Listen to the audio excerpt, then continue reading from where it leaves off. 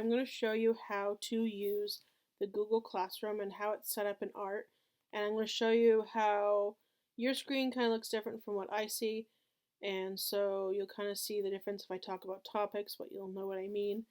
So in order to go to your Google Classrooms, click on the gridded system next to your initial.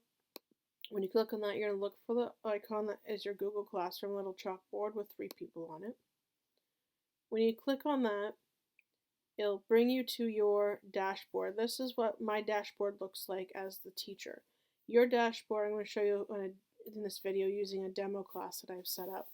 So in order to add a class, you would go up to, if I haven't already invited you to the class, you would click on the plus and you would click on join class. And here you would enter the code that I have written up on the board if I have not already invited you to the class. If not, once you enter that, it'll bring you to your dashboard, and your dashboard will look something like this. You'll find the class that you need, and for art, it'll say High School Art 1 2021 block, and then whatever block number, or Art 2, depending on your level. The theme, as you can see here, it's the paint containers.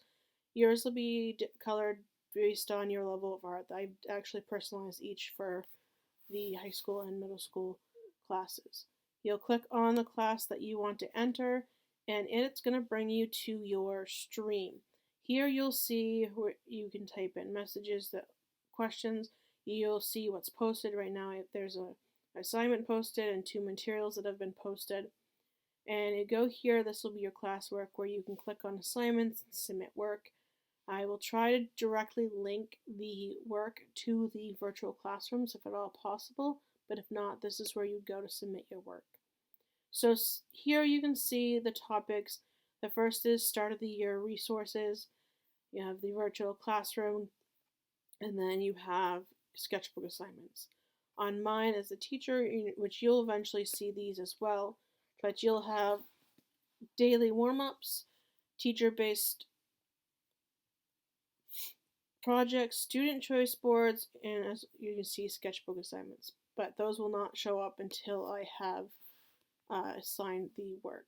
So the start of the year resources, just to quickly show you what this is, I've tried to put everything that we've done in the first couple weeks into one tutorial that you can just click on if you need to go back and see how to use it. So if I click on this, it opens up the material.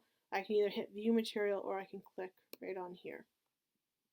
This will open up, and I would open up the presentation, and this will bring the overview, expectations, and procedures is what we went over last class, the first day. This is the virtual classroom tutorial, and then this is the Google Classroom tutorial, which you'll see this video attached to.